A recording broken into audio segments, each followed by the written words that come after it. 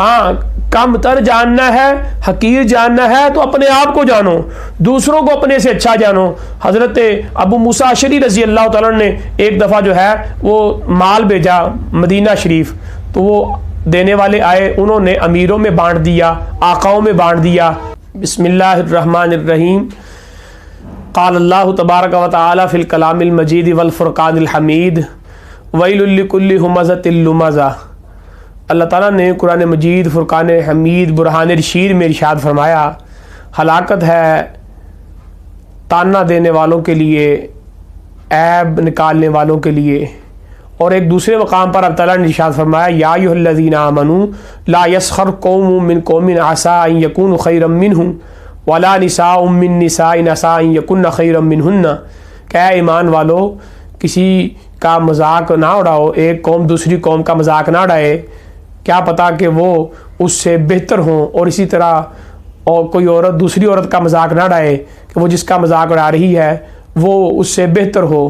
تو ان آیات سے ہمیں یہ پتہ چلتا ہے کہ بندہ مسلمان کو، بندہ مومن کو چاہیے کہ وہ کسی کو ادنا نہ جانے، کسی کو حقیر نہ جانے، نہ دل میں کسی کو حقیر جانے، نہ کسی کو حقارت کی نگاہ سے دیکھے۔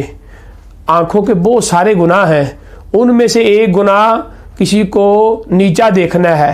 اور حقارت کی نظر سے دیکھنا ہے، تو اس کو اللہ تعالیٰ نے پسند نہیں فرمایا۔ نبی کریم رؤوف رحیم صلی اللہ علیہ وسلم آپ سرکار ارشاد فرماتے ہیں کہ جو کسی شخص کو عیب کی وجہ سے جو ہے وہ نیچا جانتا ہے اور حقیر دیکھتا ہے، تو رب تعالیٰ قسم سے ارشاد فرماتا ہے کہ میں مرنے سے پہلے تجھے بھی اس عیب میں مبتلا کر دوں گا۔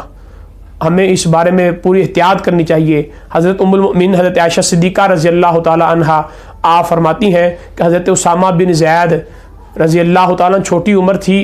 اب سیاہ فام تھے آپ، اور ناک بیٹھی ہوئی تھی، تو ایک دفعہ ٹھوکر لگی اور گر گئے، خون بہنا شروع ہو گیا۔ نبی کریم رؤوف رحیم صلی اللہ علیہ وسلم آپ سرکار نے ارشاد فرمایا، عائشہ اس کو اٹھاؤ اور اس کا خون صاف کرو۔ آپ فرماتی ہیں مجھے ذرا کراہت سی محسوس ہوئی، تو نبی اکرم صلی اللہ علیہ وسلم سمجھ گئے، تو آپ سرکار خود اٹھے اور حضرت اسامہ کو اٹھایا، اور ان کے جہاں سے خون نکل رہا تھا، خون بہہ رہا تھا، زخم، وہاں سرکار دو عالم صلی اللہ علیہ وسلم نے اپنا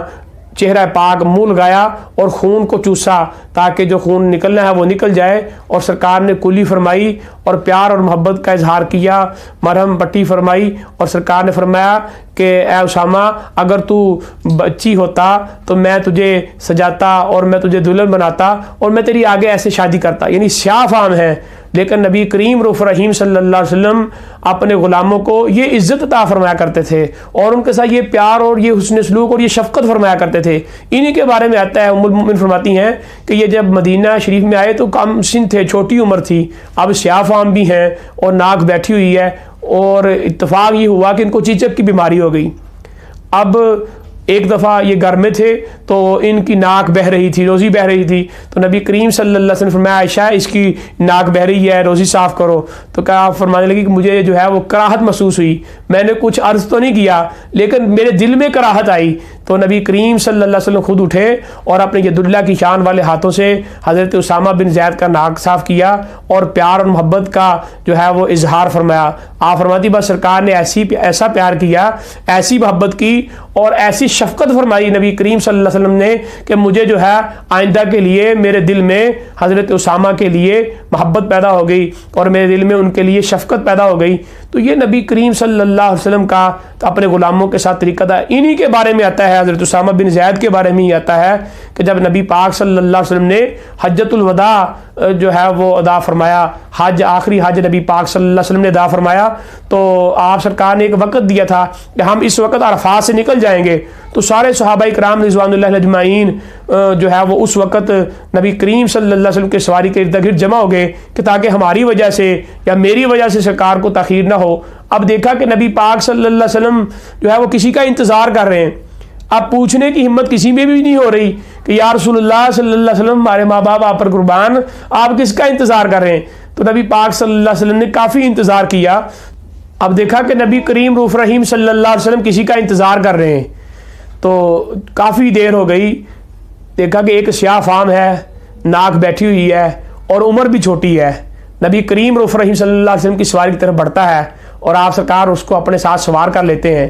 تو وہاں یمن کے نئے مسلمان ہونے والے لوگ تھے، انہوں نے یہ کہہ دیا کہ اس سیاہ فام کی وجہ سے جو ہے وہ ہمیں اتنا انتظار کروایا گیا۔ لکھا ہے شارحین نے اور تاریخ نگاروں نے ان کا یہ جملہ کہ انہوں نے نبی پاک صلی اللہ علیہ وسلم کے صحابی کو جو ہے وہ حقارت کی نظر سے دیکھا اور جو ہے وہ ان کو چھوٹا جانا، اور نبی اکرم صلی اللہ علیہ وسلم کے فعل پر اعتراض کیا، تو نبی پاک صلی اللہ علیہ وسلم کے ظاہری دنیا سے رحلت فرما جانے کے بعد اللہ تعالیٰ نے ان کے دلوں سے ایمان سلب کر دیا۔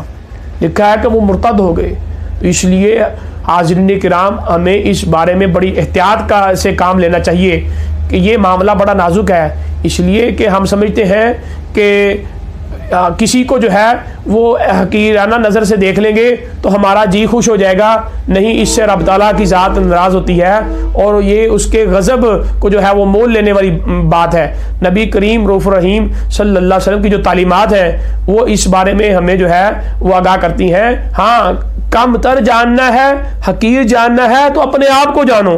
دوسروں کو اپنے سے اچھا جانو۔ حضرت ابو موسیٰ اشعری رضی اللہ تعالیٰ نے ایک دفعہ جو ہے وہ مال بھیجا مدینہ شریف، تو وہ دینے والے آئے، انہوں نے امیروں میں بانٹ دیا، آقاؤں میں بانٹ دیا، غریبوں کو، ملازموں کو ایسے چھوڑ دیا۔ سیدنا عمر بن خطاب رضی اللہ تعالیٰ کو جب پتہ چلا تو آپ نے خط لکھا حضرت ابو موسیٰ اشعری رضی اللہ تعالیٰ کو، آپ نے فرمایا کہ